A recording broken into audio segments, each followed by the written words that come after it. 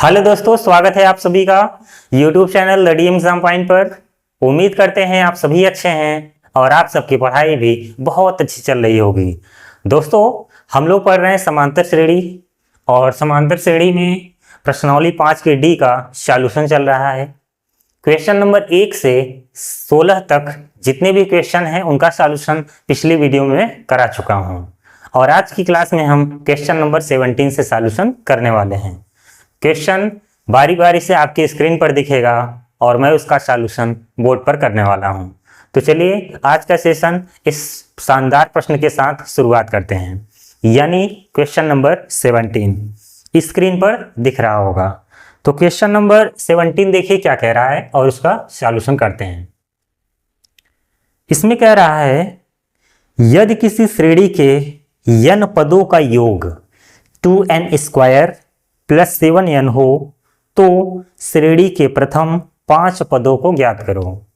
इस तरह का प्रश्न आ चुका है पहले भी। तो चलिए इस क्वेश्चन को एक बार फिर सॉल्व किया जाए और डाउट को बहुत अच्छे से क्लियर किया जाए। तो इसमें दे रखा है n पदों का योगफल। n पदों का योगफल क्या होता है? Sn कितना दे रखा है? 2n² plus 7n।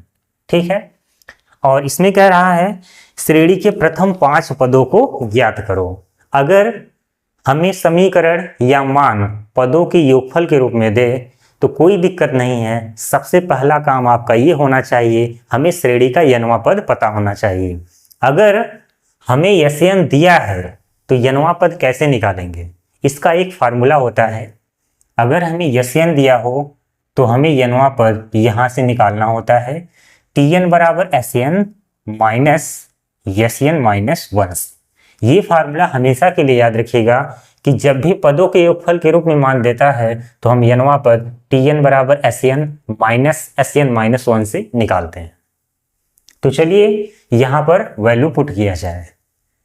तो Sn मतलब जो दिया है वही रखना है, 2n² प्लस 7n। कैलकुलेशन बहुत ध्यान से। माइनस Sn माइनस 1 का मतलब यही है कि जहां n था अब n माइनस 1 हो जाएगा। तो यहां लिखेंगे 2n minus 1 whole square plus 7n यानी कि n माइनस 1।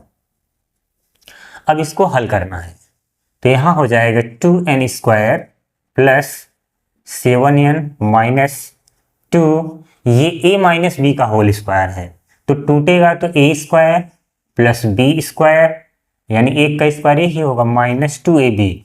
दोनों का गुणा करना है और 2 का भी, तो 2n हो जाएगा। ये फार्मूले से टूटा है। a माइनस b का whole square a² plus b² minus 2ab होता है और प्लस 7 का गुणा होगा तो 7n माइनस 7 हो जाएगा। ठीक, अब देखिए क्या होगा, 2n² प्लस 7n माइनस, देखिए 2 का गुणा हो जाएगा अंदर, तो 2n² plus 2 minus 4n plus 7n minus 7। तो चलिए इसको कैलकुलेट किया जाए और आगे 2n² प्लस 7n, अगर माइनस को हम अंदर कर दें तो क्या हो जाएगा? 2n² सभी का चिन्ह बदलेगा तो ये प्लस था माइनस हो गया, तो minus 2 plus 4n minus 7n plus कितना 7, यही होगा।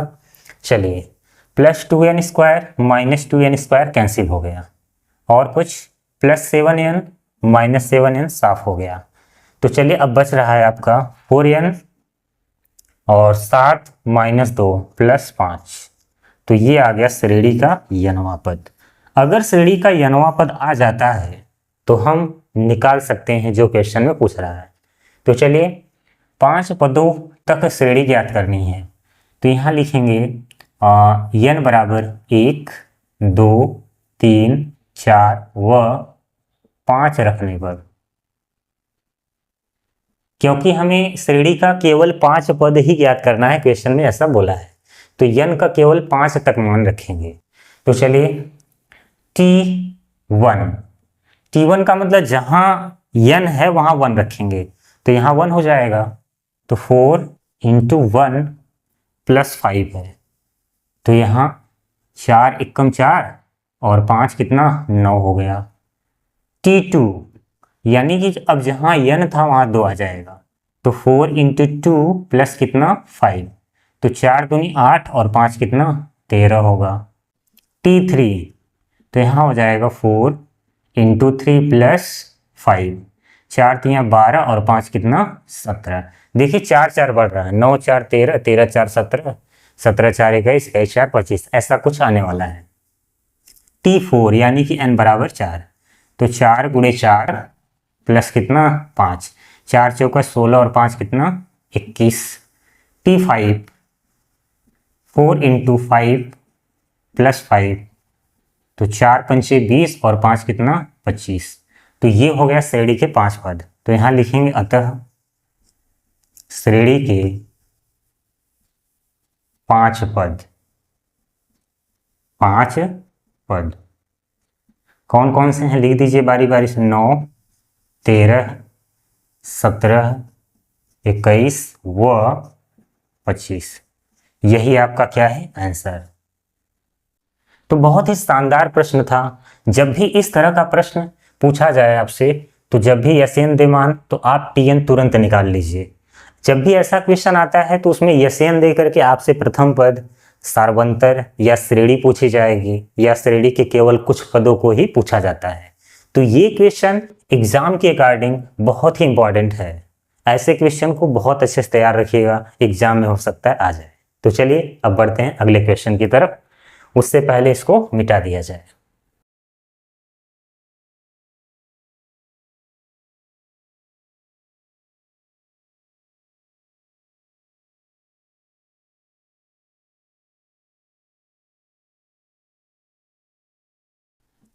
तो चलिए देखते हैं अब अगला क्वेश्चन क्या कह रहा है। क्वेश्चन नंबर 18,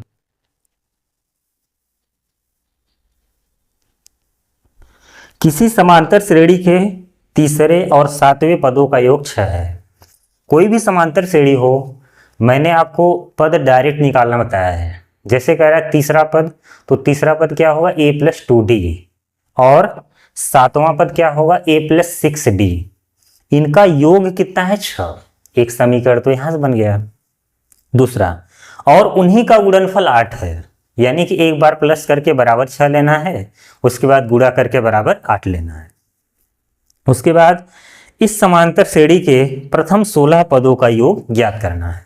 दो समीकरण देने का यही मतलब है कि हमें प्रथम पद और सार्वंतर निकालना होगा, उसके बाद ही हम 16 पदों का योगफल निकाल सकते हैं। इसीलिए आपको दो समीकरण बनाने के लिए मान दे दिया है। तो चलिए समीकरण तैयार करते हैं। कह रहा है तीसरे और सातवें पदों का योग 6 है, यानी प्रश्न कह रहा है कि तीसरे प्लस सातवें पदों का योग कितना है 6, यही है ना, तीसरा पद सातवां पद। या फिर ऐसे लिख सकते हो T3 प्लस T7 बराबर 6। A3 को तोड़ेंगे तो यहाँ a प्लस 2d, और यहाँ आएगा a प्लस 6d बराबर कितना होगा 6। तो अगर इनको हल करेंगे तो a प्लस a कितना होगा 2a, तो यहाँ हो जाएगा कितना 8d बराबर 6। 2 से कट रहा है, काट दीजिए। तो a प्लस 4d बराबर कितना 3। a का मान निकालना हो तो कितना आएगा 3 माइनस 4d। देखिए मान निकालना है, चाहे आप विलोपन विधि का प्रयोग करिए, चाहे प्रतिस्थापन विधि, किसी भी तरीके से मान निकालना है। यहाँ कोई रूल तो अप्लाई नहीं कर सकते हैं, कोई फिक्स नहीं है ना, जो जैसा आपको सरल लगे निकालने में वही रूल लगाइए। तो हमने यहाँ a का मान निकाल लिया है, a का मान अगले वाले समीकरण में रख देंगे। अब कह रहा है कि जैसे योगफल 6 है, तो कह रहा है अब इनका गुणनफल बराबर कितना है 8, यही बोला है ना, उनका गुणनफल 8 है। तो देखिए क्या हो जाएगा, A3 मतलब a plus 2d, a plus 2d, और इसका गुणा होगा सातवें पद से, यानी कि a प्लस 6d, यही होता है सातवां पद, और बराबर कितना 8। अब देखा जाए तो a का तो मान पता है, रख देते हैं फिर गुणा करते हैं, तो क्या हो जाएगा a यानी कि 3 माइनस 4d, और बगल में क्या है plus 2d, into 3 minus 4d plus कितना 6d बराबर कितना 8। तो अगर इन्हें हल करेंगे तो ये कितना हो जाएगा 3 minus 2d into 3 plus 2d और बराबर कितना 8। ये तो वर्गांतर हो गया a minus B into A plus B, A square minus B square 3 square minus 2d square. नहीं समझ में आ रहा तो बारी बारी से गुणा करेंगे तो भी यही आएगा और बराबर कितना 8। तो 3 का वर्ग कितना होता है 9, यहां कितना होगा 4d स्क्वायर बराबर 8। तो एक काम करते हैं 9 8 इधर ले लेते हैं और 4 उधर भेज दें, तो ये कितना होगा 1 और बटे में कितना 4 बराबर क्या d स्क्वायर। यानी कि d जैसे यहाँ ये द्विघात समीकरण है तो यहाँ d बराबर आएगा प्लस माइनस 1/2, यानी कि d का 2 मान हमें मिल गया। जैसे यहाँ वर्ग लगा हुआ है तो जब ये स्क्वायर इधर आएगा तो ये स्क्वायर रूट बन जाएगा, तो ये प्लस माइनस 1/2 होगा। तो d का हमें 2 मान मिला है, जाहिर सी बात है a का भी 2 मान होगा। तो चलिए अब बारी बारी से समीकरण 1 में d का मान रखेंगे। अगर d बराबर पहले हम क्या रख दें, d बराबर 1/2 समीकरण 1 में रखने पर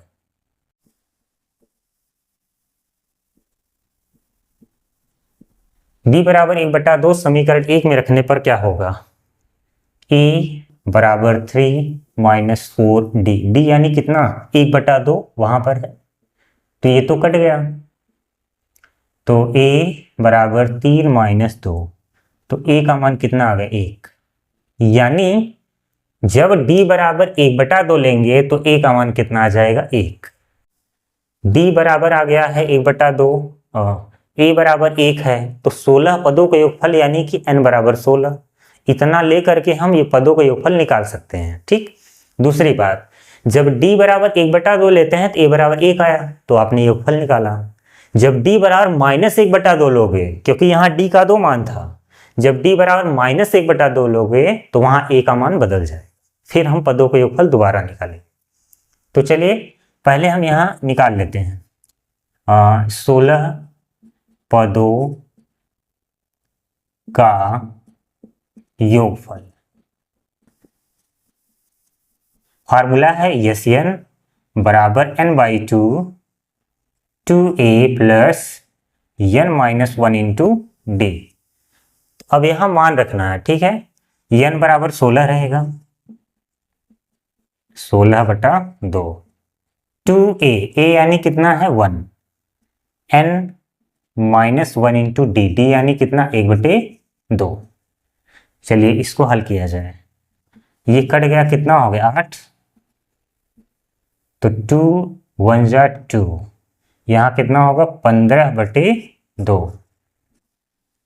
तो यहाँ 8 2 दूना 4, 4 और 15 कितना होगा 19/2, ये तो कट गया, तो 19 का कितना होता है 76, यानी कि 16 पदों का योगफल कितना होगा 76।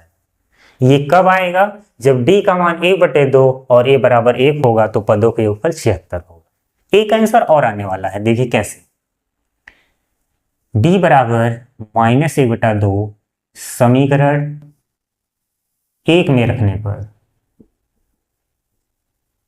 1 में रखने पर अगर d बराबर माइनस 1/2 रखेंगे समीकरण 1 में तो यहां पर है समीकरण 1, तो a बराबर कितना हो जाएगा 3 माइनस 4 इंटू डी यानी कि माइनस 1/2, तो ये तो कट गया, तो यहाँ आएगा a बराबर 3 माइनस माइनस प्लस हो जाएगा, यानी a का मान कितना आएगा 5।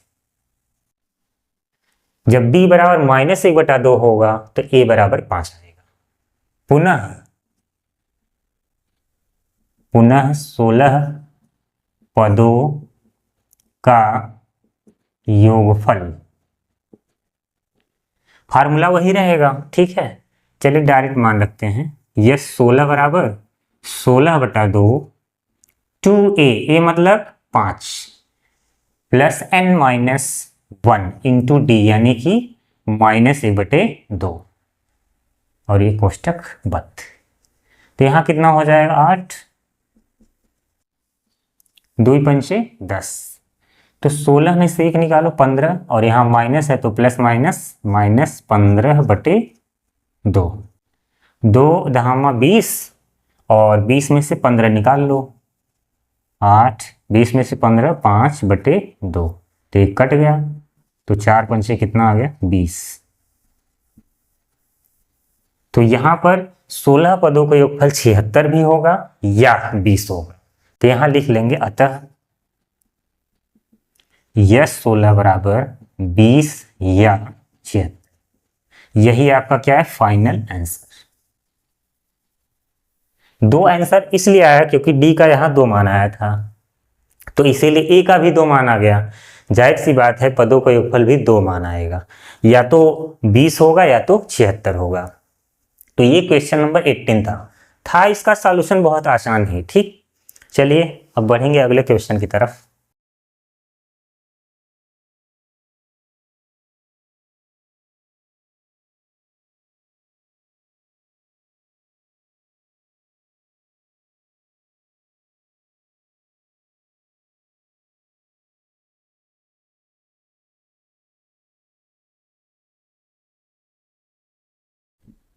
देखिए अगला क्वेश्चन, यानी क्वेश्चन नंबर 19।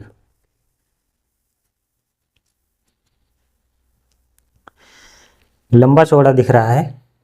एक सीढ़ी के क्रमागत डंडे परस्पर 25 सेंटीमीटर की दूरी पर हैं। क्रमागत का मतलब यही होता है कि जैसे सीढ़ी का जो पावदान होता है, पहली सीढ़ी होगी फिर दूसरी फिर तीसरी, यानी कि 2 सीढ़ियों के बीच का गैप है कितना 25 सेंटीमीटर। देखिए आकृति में आपको दिख रहा होगा। अभी मैं आकृति बना करके भी समझाऊंगा अच्छे से, एक बार क्वेश्चन पढ़ लिया जाए। डंडों की लंबाई एक समान रूप से घटती जा रही है। घटती इसलिए जा रही है क्योंकि नीचे वाली जो डंडा है वो लंबी है, फिर जैसे जैसे ऊपर जाएंगे डंडे की लंबाई घटती जाएगी। सबसे निचले डंडे की लंबाई 45 सेंटीमीटर है और सबसे ऊपर वाले डंडे की लंबाई 25 सेंटीमीटर है। यदि ऊपरी और निचले डंडे के बीच की दूरी 2 सही 1/2 मीटर है तो डंडों को बनाने के लिए लकड़ी की कितनी लंबाई की आवश्यकता होगी। तो देखिए यहाँ जो जो मान है ना, पहले एक बार समझ लेते हैं। देखिए किसी भी क्वेश्चन को सॉल्व करने का सबसे अच्छा तरीका यही है कि पहले क्वेश्चन को अच्छे से समझिए आप, ठीक, तभी आप अच्छे से सॉल्व कर पाओगे, अन्यथा गलत हो जाएगा। तो सीढ़ी कुछ इस तरह से है। इस तरह का सीढ़ी आपने कहाँ देखा होगा? शादी विवाह में देखा होगा, फंक्शन में इस सीढ़ी का प्रयोग किया जाता है ताकि गिरे न कोई व्यक्ति। तो यहाँ पर सीढ़ी का ये डंडा लगा हुआ है, ऐसे ही बीच में भी डंडे लगे हुए। तो ये कह रहा है कि जो ऊपरी और निचले डंडे के बीच की दूरी है वो 2.5 मीटर है, यानी कि 2 सही 1/2 मीटर। बहुत अच्छे से क्लियर करेंगे, टाइम लेकर के आराम से समझाएंगे आपको, ताकि आपको दोबारा समझने की जरूरत ना पड़े, एक बार में ही समझ में आ जाएगा। तो ये ऊपरी और निचले डंडे के बीच की दूरी है। और ये भी कहा था कि क्रमागत डंडे परस्पर 25 सेंटीमीटर की दूरी पर है, यानी कि जैसे अगर ये डंडी है तो दूसरी डंडी जो भी होगी इनके बीच की दूरी कितनी है 25 सेंटीमीटर। ठीक, इस तरह से है। आगे निचले डंडे की लंबाई 45 सेंटीमीटर, ये लंबी है। ऊपर वाले डंडे की लंबाई 25 सेंटीमीटर, यानी ये जो सबसे ऊपर है 25 सेंटीमीटर। ठीक है, डंडों को बनाने के लिए लकड़ी की कितनी लंबाई की आवश्यकता होगी? अब इससे ज्यादा कुछ नहीं दिया है, जितने मान है मैंने यहां पर सारे लिख दिए हैं। चलिए, जैसे सीढ़ी वाला जो कॉन्सेप्ट होता है ना, इसका पहले बेसिक समझिए कि सीढ़ी वाला अगर क्वेश्चन आए इस तरह से निकालेंगे कैसे। पहले एक छोटी सी बात समझिए। जैसे मान लीजिए मैंने यहाँ एक सीढ़ी बना दिया, ठीक है, बहुत अच्छे से क्लियर हो जाएगा अभी। 1 2 ऐसे ही आपका सीढ़ी बना हुआ है। जैसे मैंने कहा कि इसकी जो लंबाई है टोटल 15 सेंटीमीटर है, इसको समझ लीजिए तो अच्छे समझ में आएगा वो। 15 सेंटीमीटर है। और मैंने ये कहा कि दो डंडे के बीच की दूरी कितनी है, 3 सेंटीमीटर। तो बताइए डंडों की संख्या कितनी है। क्वेश्चन मेरा केवल इतना ही है, अगर इस सीढ़ी की टोटल लंबाई 15 सेंटीमीटर है तो बताइए दो डंडे के बीच की दूरी 3 सेंटीमीटर है, तो कुल कितनी डंडी लगी हुई है। तो आप क्या सोचेंगे कि भाई 3 सेंटीमीटर है, तो हम एक काम करते हैं 15 में 3 का भाग दे दो तो 5 आ गया, 5 डंडे हो जाएंगे। तो क्या ये 5 डंडों की संख्या है? नहीं, ये डंडों की संख्या नहीं है। कैसे, देखिए 3 4 5। तो देखिए ये जो 5 आया है ना, ये डंडों की संख्या नहीं बल्कि ये खाना है। जैसे एक खाना यहाँ पर है, दूसरा यहाँ है, तीसरा, चौथा, पांचवा। डंडों की संख्या निकालने के लिए क्या करना होता है, ये जो मान है ना इसी में एक जोड़ना होता है। यानी ये 5 हो गया, 5 और 1 6 डंडे हैं, आप काउंट कर सकते हैं। 1 2 3 4 5 6। तो जब भी डंडे की संख्या निकालनी हो तो टोटल लंबाई में दो डंडे के जितनी भी बीच की दूरी हो भाग दे दिया करें और उसमें एक जोड़ दिया करें, तभी आपका सही आंसर आएगा। तो यहां पर देखिए ऊपरी और निचले डंडे की लंबाई कितनी है, यानी कि गैप कितना है, 2.5 मीटर। इसको हम सेंटीमीटर में भी कर लेंगे। और दो डंडे के बीच की दूरी कितनी है, 25 सेंटीमीटर। यानी अगर हमें डंडों की संख्या निकालनी हो तो इतना बटे इतना +1 कर दें। ठीक, चलिए मान लिखते हैं जो जो प्राप्त है। यहां लिखेंगे ऊपरी व निचली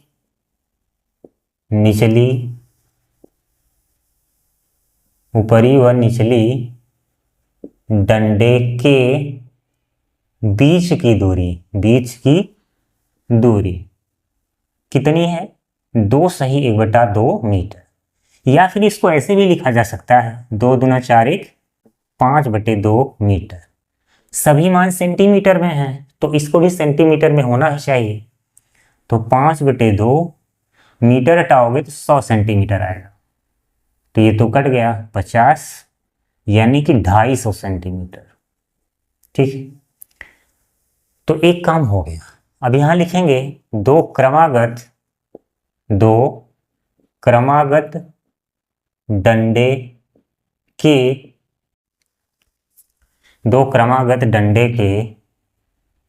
बीच की दूरी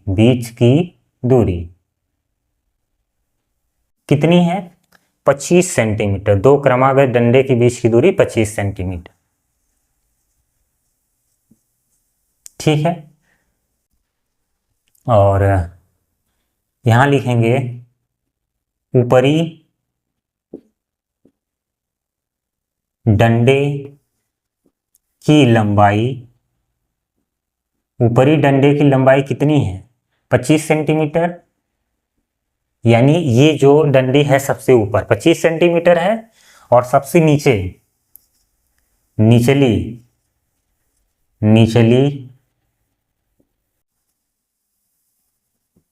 डंडे की लंबाई कितनी है, 45 सेंटीमीटर। यानी कि क्वेश्चन में जो मान दे रखा था उसको मैंने नोट कर लिया। तो अब ये इसकी कोई आवश्यकता नहीं है। देखिए यहां पर हमने अभी बताया था, इसमें क्वेश्चन में ये पूछा है कि कुल डंडे की लंबाई कितनी है। ठीक है, यानी कि डंडे को बनाने में कुल कितनी लंबाई की लकड़ी लगी है। क्वेश्चन में ऐसा ही बोला गया, डंडे को बनाने के लिए लकड़ी की कितनी लंबाई की आवश्यकता होगी। तो देखिए सबसे पहले हमें डंडों की संख्या निकालनी होगी, लिखना होगा। इसलिए डंडों की कुल संख्या कितनी होगी, जो अभी तक मैंने बताया था। टोटल लेंथ ऊपरी व निचली डंडे के बीच की दूरी 250 और बटे में क्या होगा, दो क्रमागत डंडे के बीच की दूरी 25 और जानते हैं ना क्या करना होगा, एक जोड़ना होगा। अगर आपने भाग नहीं दिया वो खाने की संख्या आ जाएगी, यानी कि दो क्रमागत डंडों के बीच का कितना गैप है। तो ये कट गया, 10 होगा, 10 और 1 11, यानी कि कुल 11 डंडे हैं। अब देखिए जैसे ऊपरी डंडे की लंबाई है 25 सेंटीमीटर, तो आप इसको पहला टर्म, फर्स्ट टर्म मान सकते हैं। लिखेंगे यहां पर अतः 11 डंडे की लकड़ी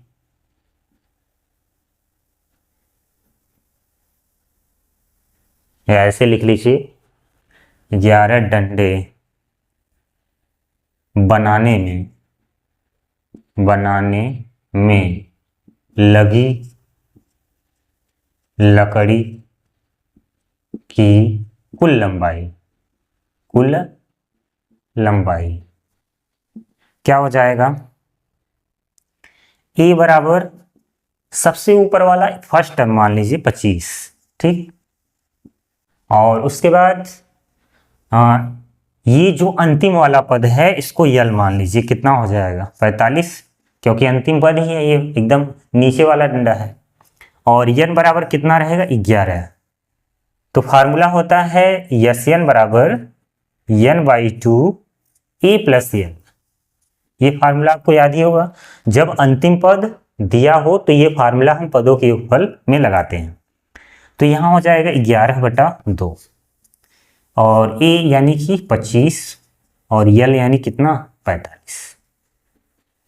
तो यहां हो जाएगा 11/2, ये कितना हो जाएगा? 2 4 6 7 70, तो गुणा करिए कितना हो जाएगा? पहले इसको काट दो, 35 हो गया। तो 11/25 कितना होगा?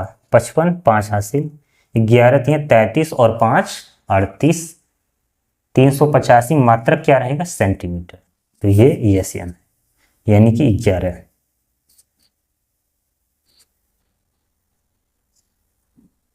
अतः 11 डंडे बनाने में लकड़ी की कुल लंबाई कितनी होगी? 385 सेंटीमीटर। क्वेश्चन बहुत ही शानदार था, एक बार समझने में टाइम जरूर लगा होगा, लेकिन आप देख लीजिए इसका सॉल्यूशन कितना लंबा है। इसका सॉल्यूशन बहुत ही छोटा है, देखने में लग रहा था कि बहुत बड़ा होगा या फिर नहीं आ पाएगा, लेकिन कितनी आसानी से इस प्रश्न का सॉल्यूशन हो गया। तो ये क्वेश्चन नंबर 19 था। अब बढ़ेंगे अगले क्वेश्चन की तरफ।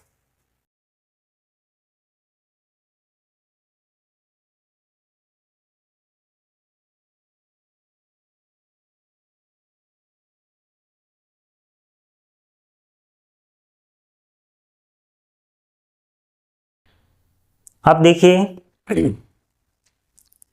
Question number 20। क्वेश्चन नंबर 20 क्या कह रहा है?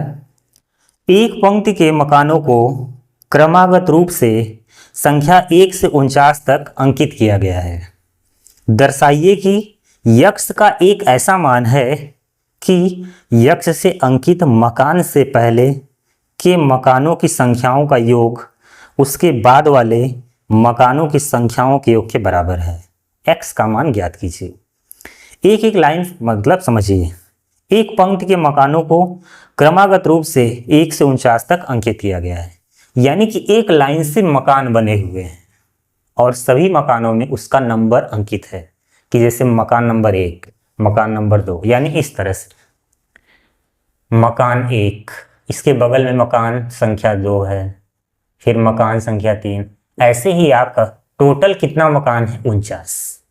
ठीक, आगे कह रहा है कि दर्शाइए कि यक्ष का एक ऐसा मान है कि यक्ष से अंकित मकान से पहले के मकानों की संख्याओं का योग उसके बाद वाले मकानों की संख्याओं के योग के बराबर है। यक्ष का वही मान ज्ञात करना है। देखिए प्रश्न ये कह रहा है कि जैसे अगर मकान संख्या 1 है, 2 है, 3 है, 4 है, तो ऐसे ही बीच में एक मकान संख्या यक्ष अंकित है, एक मकान संख्या यक्ष है, और ये जो मकान संख्या यक्ष है इसके पहले वाले के सभी मकान संख्याओं का योग और उसके बाद वाले मकान संख्याओं का योग आपस में बराबर है। ठीक, प्रश्न ये कहना चाहता है कि इसके पहले जितनी मकान संख्या है उनका योगफल बराबर है किसके? यक्ष के बाद वाले सभी मकान संख्याओं के योगफल के। तो अगर हम बात करें ये x कोई नंबर ही है, तो बताइए इसके पहले कौन सी मकान संख्या होगी? जाहिर सी बात है एक कम, x-1, ठीक है। और अगर हम बात करें इसके बाद कौन सी मकान संख्या होगी, तो आप कहेंगे x+1। तो इतनी बात समझ में आ गई। अब हम x का मान निकाले कैसे? बहुत ही आसान है। कैसे? देखिए प्रश्न क्या कहना चाहते हैं, पहले वो आप लिखिए। प्रश्न यही कह रहा है कि x के पहले सभी मकान संख्याओं का योग कैसे निकालोगे? 1 से x-1 तक मकान संख्याओं का योग।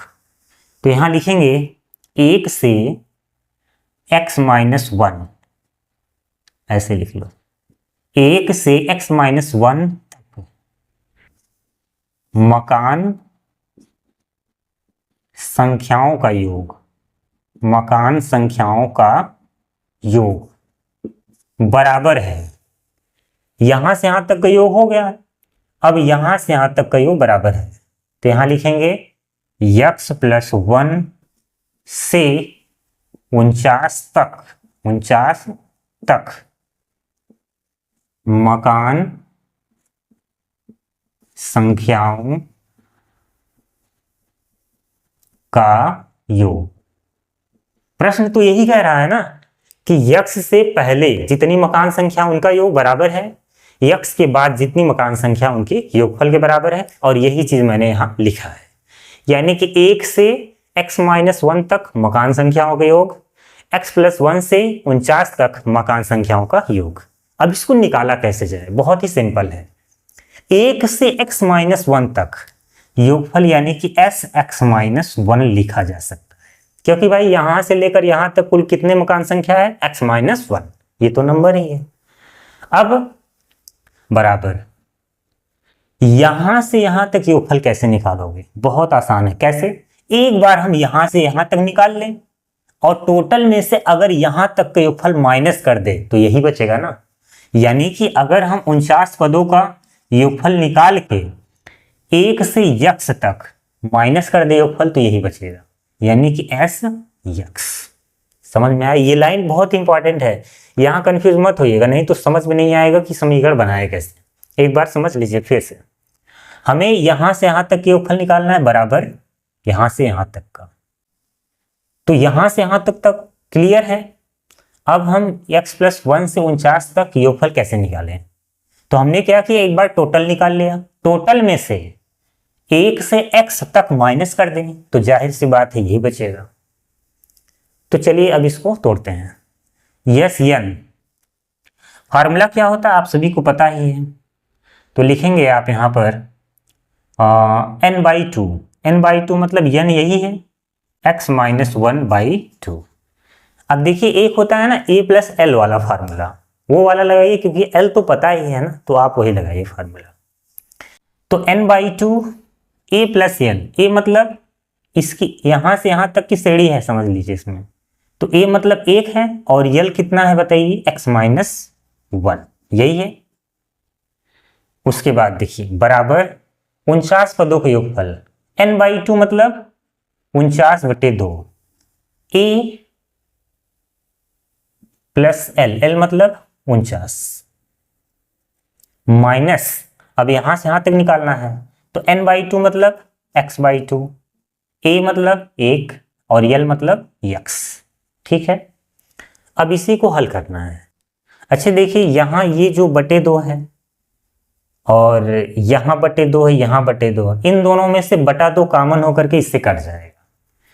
नहीं समझ में आ रहा तो लिखे रहो, लास्ट में काट देंगे। अभी x-1/2 ये तो कट ही गया, इंटू x बचा हुआ है, बराबर 49/2 इंटू क्या 50। और यहां पर चलिए ऐसे ही रहने देते हैं,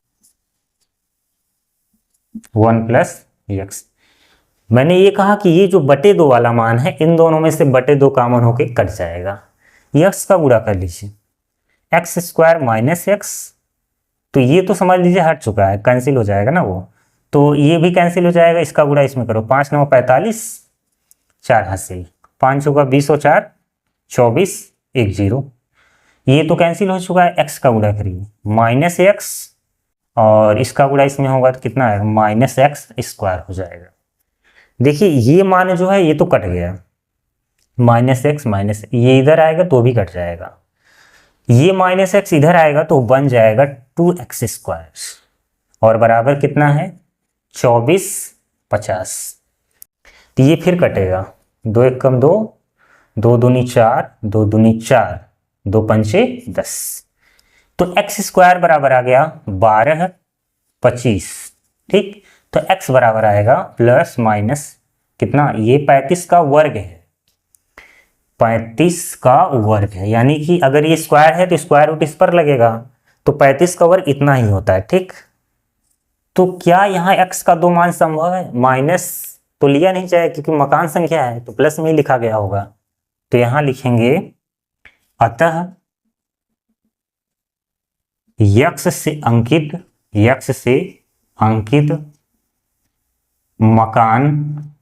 मकान संख्या 35 है, और यही आपके क्वेश्चन का क्या है आंसर। तो ये क्वेश्चन बहुत ही शानदार था, तो मुझे तो बहुत मजा आया, आपको भी मजा आया होगा। इस तरह का क्वेश्चन देखिए कितनी आसानी से सॉल्व हो गया, देखने में लग रहा था कि बहुत क्रिटिकल होगा ये क्वेश्चन। तो ये क्वेश्चन नंबर 20 का सॉल्यूशन हो गया। अब बढ़ेंगे अगले क्वेश्चन की तरफ।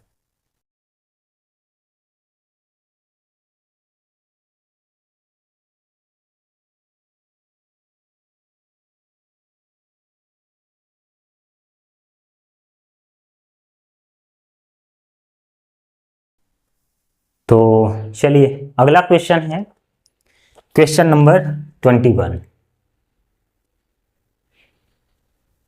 देखिए क्वेश्चन नंबर 21 जो है ये प्रश्नावली 5 की डी का अंतिम सवाल है, और जैसे ये क्वेश्चन सॉल्व हो जाएगा प्रश्नावली 5 का डी पूरी तरह से समाप्त हो जाएगा। ठीक है, देखिए एक फुटबॉल के मैदान में एक छोटा चबूतरा है, चित्र में दिख रहा होगा, जिसमें 15 सीढ़ियां बनी हुई हैं।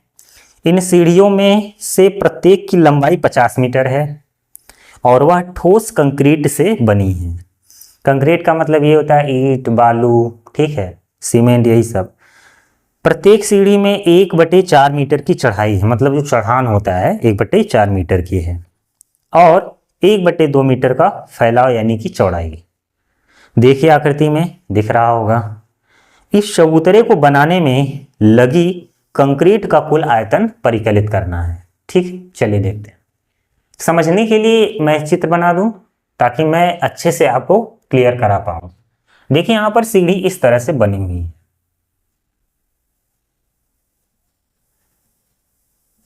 ऐसे ही सीढ़ी बनी है। ठीक है,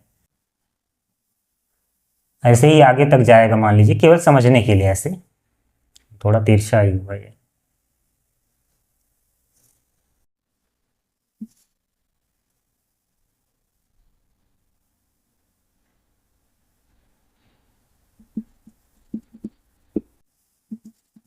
ये इसका सीधा मिला दे रहे हैं, समझने में आसानी होगी। इस तरह से सीढ़ी बनी हुई है। तो सीढ़ी की जो लंबाई है वो कितनी है 50 मीटर, यानी ये 50 मीटर यहां पर है। ठीक है, यहां से यहां तक जो लास्ट वाली अंतिम सीढ़ी होगी ऊपर की तरफ, 1/4 मीटर चढ़ाई है। चढ़ाई का मतलब ये जो चढ़ाई है इसको चढ़ाई कहते हैं, 1/4 मीटर है, और 1/2 मीटर फैलाव यानी कि चौड़ाई 1/2 मीटर है, यहां से यहां तक। कुल कितनी सीढ़ी है 15 सीढ़ी बनी है। लास्ट में कह रहा है इस चबूतरे को बनाने में लगी कंक्रीट का कुल आयतन। ठीक है, तो देखिए कंक्रीट का कुल आयतन का यही मतलब है कि जितना 15 सीढ़ी का कुल आयतन होगा उतनी ही कंक्रीट लगी होगी। तो अगर हम 15 सीढ़ियों का आयतन निकाल लें तो कंक्रीट का भी आयतन वही होगा। तो देखिए जैसे यहां पर जो सीढ़ी बनी हुई है एक तरह से समझा जाए तो ये घनाभ के जैसा होगा। घनाभ मतलब आप समझते हैं, जिसमें लंबाई भी होती है, चौड़ाई भी होती है और ऊंचाई भी। तो यहां पर आपको दिखेगा ये तो 3D डायग्राम होगा तो यहाँ पर आपको दिखेगा नहीं ये लंबाई ऐसे ऐसे सीधा सीधा एकदम अंदर की तरफ है, ठीक। और ये चौड़ाई का काम कर रही है और ये चढ़ाई मतलब ऊपर की तरफ। एक तरह से ये लंबाई हो गई, ये चौड़ाई हो गई और ये ऊंचाई हो गई। तो इन तीनों को लेकर पहली सीढ़ी का आयतन निकाल सकते हैं। यानी कि ये जो डब्बा दिख रहा है ना, ये पहली सीढ़ी है, इसका आयतन तो आप निकाल ही लोगे, इसमें कोई संदेह नहीं है।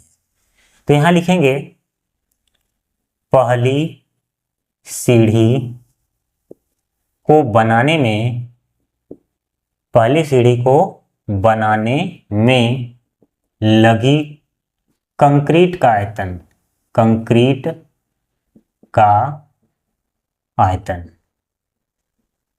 फार्मूला होता है ना घनाभ का, आयतन लंबाई इंटू चौड़ाई इंटू ऊंचाई। तो बताइए लंबाई कितनी है 50 इंटू चौड़ाई कितनी है 1/2 इंटू ऊंचाई कितनी है यानी कि ये। अब इसको आप कैंसिल कर सकते हैं या फिर रहने दीजिए, लास्ट में देखेंगे क्या कॉमन है उसके बाद कर लेंगे, ठीक है। ये आयतन है, मात्रक बाद में लगा देंगे अभी। ऐसे ही अब हम निकालेंगे यहाँ दूसरी सीढ़ी को बनाने में लगी कंक्रीट का आयतन। देखिए जब आप दूसरी सीढ़ी पर पहुंचोगे ना, बहुत ध्यान समझिएगा, अब पहली सीढ़ी समझ लीजिए नहीं है, ठीक। तो लंबाई तो वही है, ये चौड़ाई भी 1/2 मीटर ही है, लेकिन चढ़ाई बदल चुकी है। 1/4 पहले था, 1/4 फिर बढ़ गया दूसरी सीढ़ी के लिए। दूसरी सीढ़ी के लिए लंबाई तो वही है, चौड़ाई भी वही है, लेकिन लंबाई अब यहां से यहां तक, यानी 1/4 यहां था, 1/4 और बढ़ गया यानी 2/4। ऊंचाई कितना हो गया अब 2/4। तो यहां लिखेंगे लंबाई इंटू चौड़ाई इंटू ऊंचाई, ऊंचाई मतलब 2/4। समझ में आया। अब यहां लिखेंगे तीसरी सीढ़ी को बनाने में लगी कंक्रीट का आयतन। अब देखिए जब तीसरी सीढ़ी में पहुंचोगे ना, आप समझ लो ये है ही नहीं, ठीक। तो तीसरी सीढ़ी में आपको क्या दिख रहा है, लंबाई वही है, चौड़ाई यही है, लेकिन ऊंचाई बदल गया। 1/4 1/4 1/4 यहां से यहां तक की ऊंचाई है, यानी 3/4 हो गया। तो लंबाई इंटू चौड़ाई इंटू ऊंचाई मतलब 3/4। ऐसे ही आपका 15 सीढ़ी तक जाएगा, ठीक है। तो 15 सीढ़ी तक जाने वाला है। तो देखिए यहां पर जैसे पहली सीढ़ी का आयतन आपने निकाला तो 1/4 आ गया, ठीक है। दूसरी सीढ़ी के लिए 2/4, तीसरी सीढ़ी के लिए 3/4। अच्छा, जैसे जो 15वां सीढ़ी होगा तो उसके लिए ऊंचाई टोटल क्या हो जाएगी 15/4। निकाल लेते हैं, इससे क्वेश्चन का सॉल्यूशन बहुत जल्दी हो जाएगा। तो यहां लिखेंगे इसी प्रकार 15वीं सीढ़ी को बनाने में लगी कंक्रीट का आयतन। बताइए क्या होगा, लंबाई तो वही रहेगा, चौड़ाई 1/2, ऊंचाई बदल जाए कितना 15/4। अब मात्रक अभी मैंने आपको बोला था कि आप सेट कर लीजिए, कोई दिक्कत नहीं है, या फिर ऐसे ही रहने दो, क्या दिक्कत है। मीटर क्यूब लगा दो, जो बचेगा यहाँ देख लेंगे। मीटर क्यूब आयतन है, इसका मात्रक मीटर क्यूब होता है। तो हमने सभी मान निकाल लिए हैं। अब प्रश्न यही कह रहा है कि कंक्रीट का आयतन कितना होगा। तो बहुत ही आसानी से आप निकाल सकते हैं। देखिए कैसे, जैसे जो पहली सीढ़ी का आयतन है ना, वो प्रथम पद हो गया एक तरह से, ठीक। और अंतिम पद कौन होगा, ये पहली सीढ़ी का आयतन जब निकालोगे तो ये प्रथम पद का काम करेगा, और अंतिम सीढ़ी का जो आयतन होगा वो अंतिम पद का काम करेगा। और n पदों की संख्या 15 सीढ़ी है तो n बराबर 15। तो यहां लिखेंगे a बराबर सबसे ऊपर वाला 50 इंटू 1/2 इंटू 1/4 मीटर क्यूब, ठीक है। और अंतिम पद कितना है, यही वाला 50 इंटू 1/2 इंटू 15/4। आप कैलकुलेशन वहां भी कर सकते थे, लेकिन काटने के बजाय इसको लास्ट में देख लेंगे सॉल्यूशन एक साथ, और n बराबर कितना लेंगे आप 15। चलिए अब एक बार फार्मूले में रख दो, आंसर आ जाएगा। तो यहां लिखेंगे 15 सीढ़ी को बनाने में लगी कंक्रीट का आयतन। आयतन मतलब कैसे निकालोगे, योगफल से निकालोगे आप। तो 15 सीढ़ी है तो यस 16, फार्मूला वही होता है ना n/2 a + l, क्योंकि प्रथम सीढ़ी का आयतन और अंतिम सीढ़ी का आयतन हमें पता है, तो n/2 a + l का सहारा लीजिए। तो n/2 15 सीढ़ी है ना, a + l, ये मतलब ये वाला मान 50 × 1/2 × 1/4 प्लस यल मतलब ये वाला मान 50 × 1/2 × कितना 15/4। इसको हल करना है। दोनों में क्या कॉमन है, 50 × 1/2 कॉमन है, निकाल लीजिए बाहर। 15/2 × 50 × 1/2 कॉमन है, तो बचेगा 1/4 प्लस 15/4। काटिए इसको, तो ये कट गया, कितना हो जाएगा 25। तो यहाँ हो जाएगा 15 × 25/2 और इंटू ये देखिए हर बराबर है तो 16 बटे कितना हो जाएगा 4। तो 4 दूनी 8 दूना 16, 4 दूनी 8 हो गया, तो यहाँ 2 आएगा मात्र। अब चलिए इसका गुणा कर लीजिए। देखिए ऐसे 15 दूना 30 और 25 दिया 75, तो 750 घन मीटर। यस 15 सीढ़ी का आयतन आ गया है, यही आंसर है। ठीक है, तो इस तरह से 15 सीढ़ी को बनाने में कुल कितना कंक्रीट लगेगा 750 घन मीटर। देख लीजिए क्वेश्चन बहुत ही आसान था, मुझे तो बहुत अच्छा लगा इस क्वेश्चन को सॉल्व करके। और ये जो क्वेश्चन नंबर था ये 21 था, और इसी क्वेश्चन के साथ प्रश्नावली 5 का डी भी पूरी तरह से क्या हो गया, समाप्त हो गया। आज की क्लास कैसी लगी कमेंट बॉक्स में ज़रूर बताइएगा। अब मिलेंगे अगली क्लास में। आज की क्लास के लिए धन्यवाद।